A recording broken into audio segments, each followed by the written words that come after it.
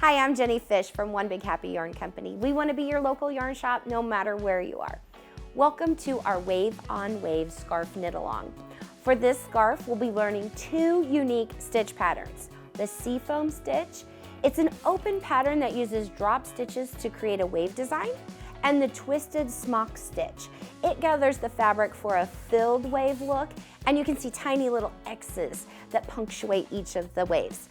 I designed this scarf with these stitch patterns so that they allow the copper of the Madeline Tosh Merino Light plus copper to sparkle and show off its beauty.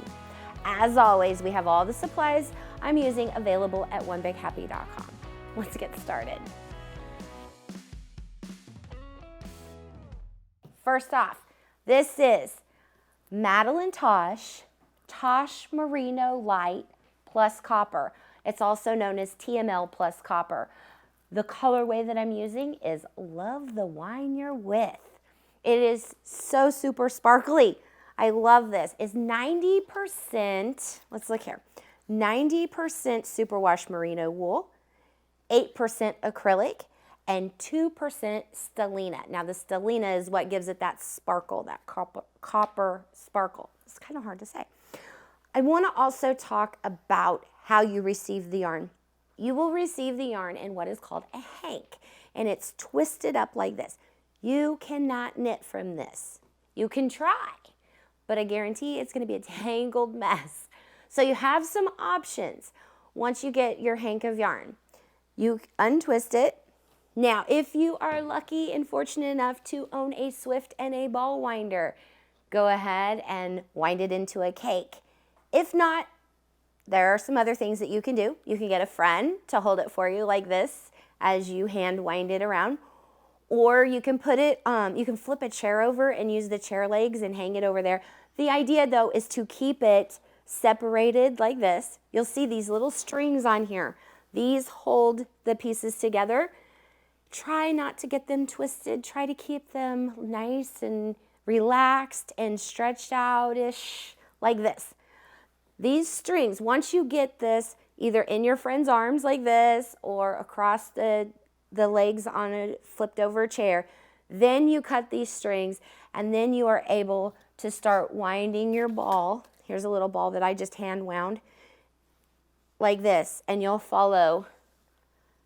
And you can also do it on the table if you had some like tin cans that you set there like this. And we do have a video from Linda who does crochet videos where she shows how to wind a hank of yarn, and we'll put that link in here for you too so you can see her version of how to do this. She uses some tin cans here, but you just can wind around like this. The idea is to keep the yarn from tangling while you get it into a ball that you can work from. Okay, so now that we've explained that little thing, let me wind this back up here. And if you do decide, hey, I'm not ready to have this in a cake yet and I want to wrap it back into a hank, you just do this. Okay, so now I have this back into a hank.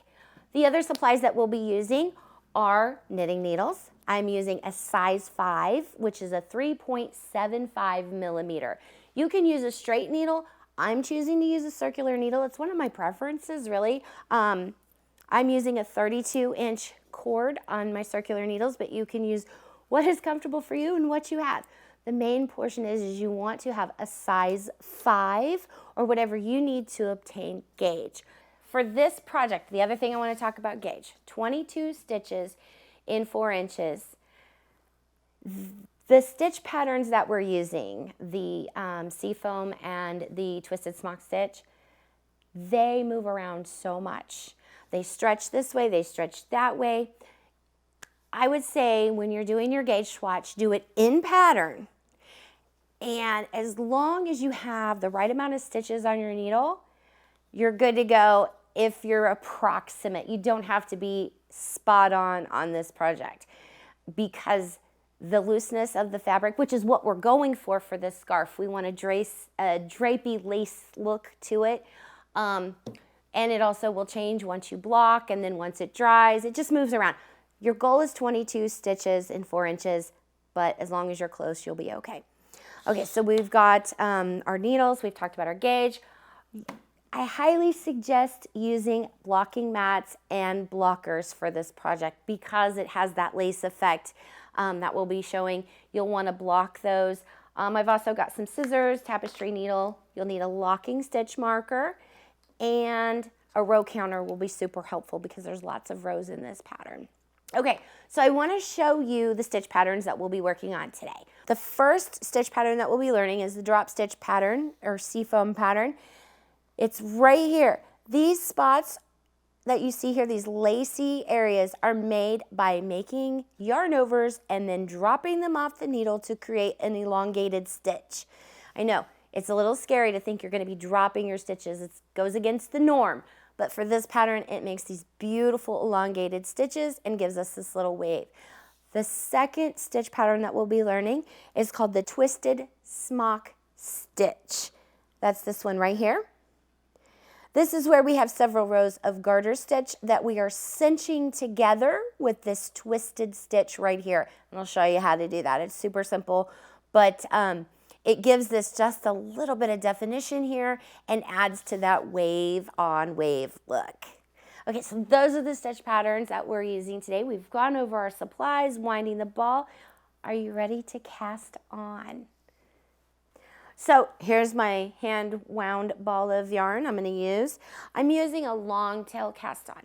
We're casting on 36 stitches. If you want your scarf to be wider, you can go ahead and add more stitches.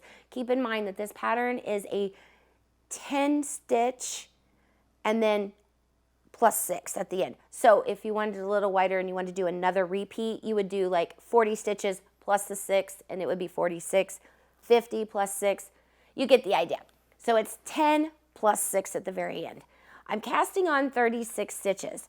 I'm using a long tail cast on. You can wrap your yarn around your needle 36 times to get an idea of where to start. I'm just going to guess 36 stitches really isn't that much, so we're just going to go right here.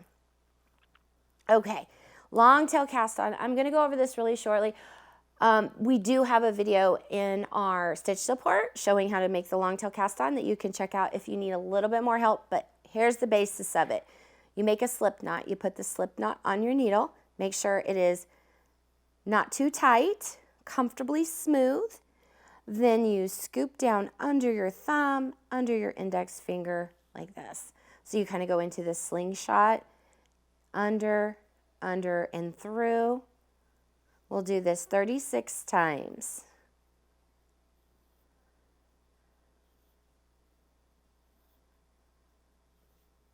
Okay, you get the idea here.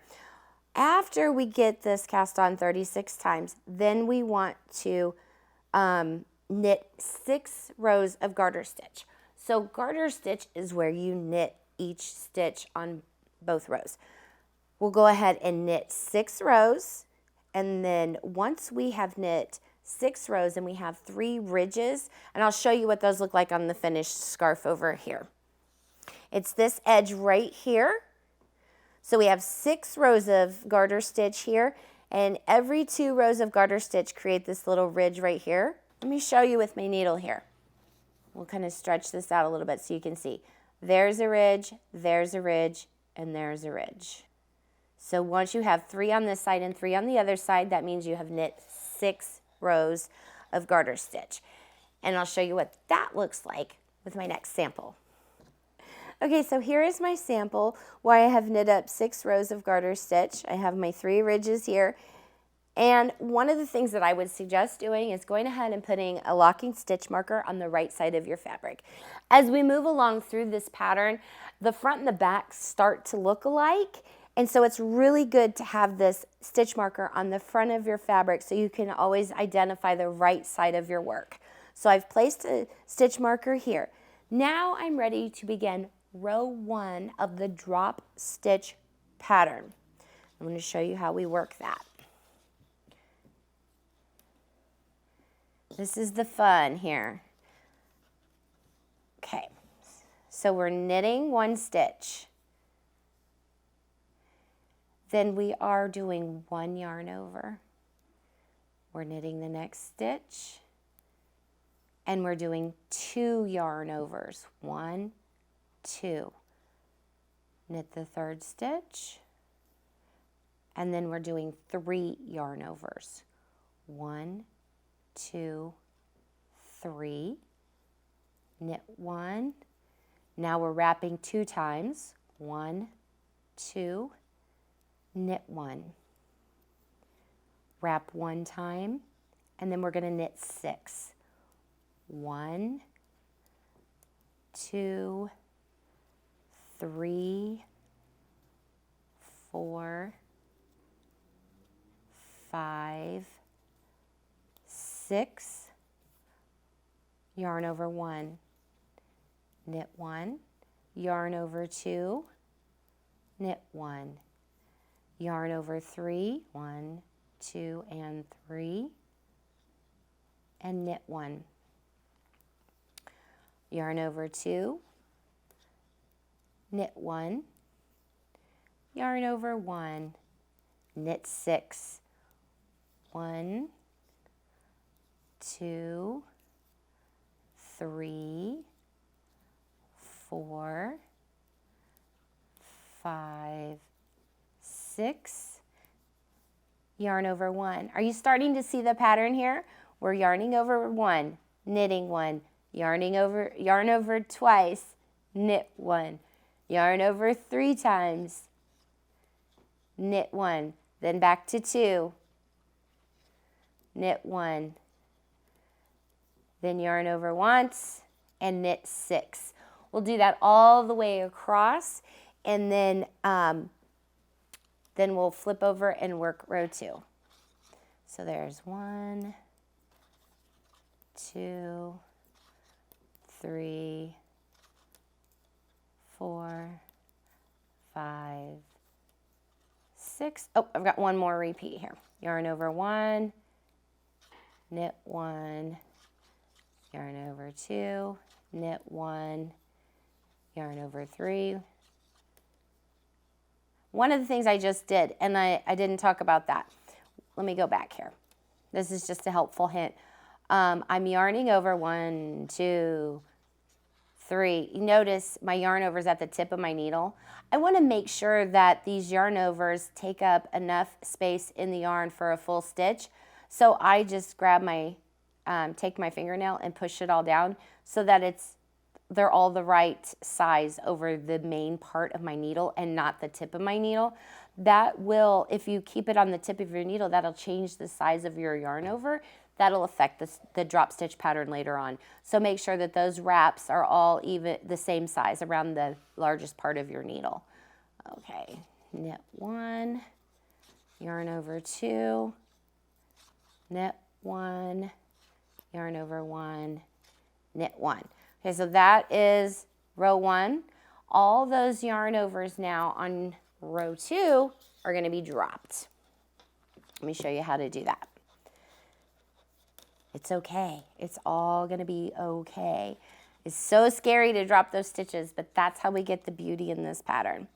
Okay, knit 1. Now there is my yarn over from before. See, there's no foundation stitch to that. It's just hanging out there. That tells us that's a yarn over. Just slide it off and let it drop. This one has a foundation stitch right here. So this is not a yarn over, and I need to knit into this one. So I'm going to knit here. Now you see these 2 wraps around my needle here. Those have no foundation stitches, so those get slid right off. This one does, so I'm going to knit into it. And then those are my 3 that I wrapped. Slide those off, knit into the next stitch. There's 2, and then knit 1. There's 1, slide that off, and then knit the 6. 1, 2. You'll continue through here, knitting the ones that have a foundation at the bottom and then dropping all those yarn overs. Here I go again. There's 1. It's a yarn over. Drop it. Knit the next one. Drop those. Knit the next one. Drop those. There we go. Do this all the way across. Then there's the 6.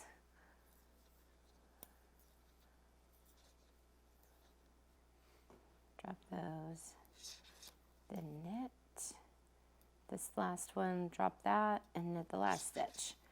So now, when I go back to the right side, working row 3, before I start working row 3, I want to show you what this looks like here. Where we had those yarn overs, we now have these elongated stitches. I'm hanging out there. Also, something I want to point out now, when you're looking at your work, it may look a little jumbled, it may look a little fussy or messy. It's okay. Once we block this when we're done, those stitches will open up and lie flat and look a lot more professional. At this point, it's normal for them to look a little crazy. Now, we have finished row 2.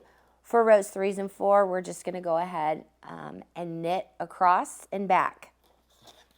This is going to give us a space before we start the next row of drop stitches, which is pretty much the same stitch, just in a different position. So let me go ahead and get these knit up for you, and then I'll show you how to work rows 5 and 6.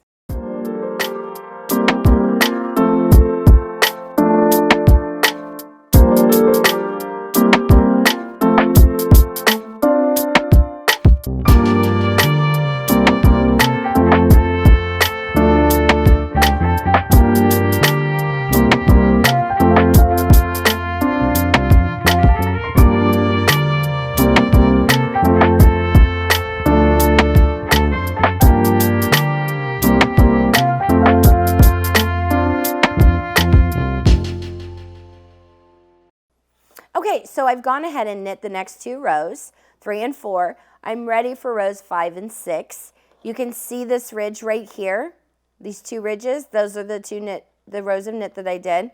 One was where I was knitting and dropping the stitches, and then the next 2 were back and forth. Follow the pattern, you'll be okay. This is what it looks like when you get to row 5. I'm going to show you how to start row 5. The only difference between row 5 and row 1 is where you start that yarn over step process. In row 1, you start right away. In row 5, we're going to knit 6 stitches first and then start that pattern. The reason for this is it staggers those elongated stitches to give it that wave look. I'll show you how that's worked. I'm going to go ahead here and knit the first 6 stitches. So we've got 1, 2, 3, 4, 5, and 6. Okay, now I'm ready to start those yarn overs that I'll be dropping later. Yarn over 1, knit 1, yarn over 2, knit 1, yarn over 3, knit 1. Now back to 2, knit 1, 1, and now I'll knit 6. I'll do that one more time. 1, 2, 3, 4, 5, 6, yarn over 1,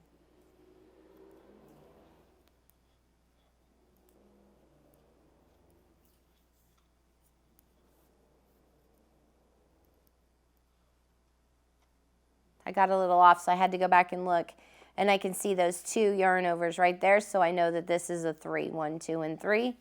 So if you get there, it's fine. Go back and look at your work. Double check where you're at. It happens. Okay, now 2. Just remember, it goes 1, 2, 3, 2, 1. And then 1, 2, 3, 4, 5, 6. Okay, so you go ahead and continue working those rows 5 and 6. Now that I've shown you how to work those drop stitches, work those yarn overs and drop those stitches until you have finished row 24 of the pattern. Join me in the next episode as we work the TWK 2 tog, or the twist knit 2 together. That means the twisted smock stitch. Then I'll show you the magic of blocking this piece and how those drop stitches fall into place and allow the copper to sparkle. Remember, you can get a kit with the yarn and the pattern at onebighappy.com. Be sure to hit the subscribe button below and click the bell to be notified every time we have a new video. Happy knitting!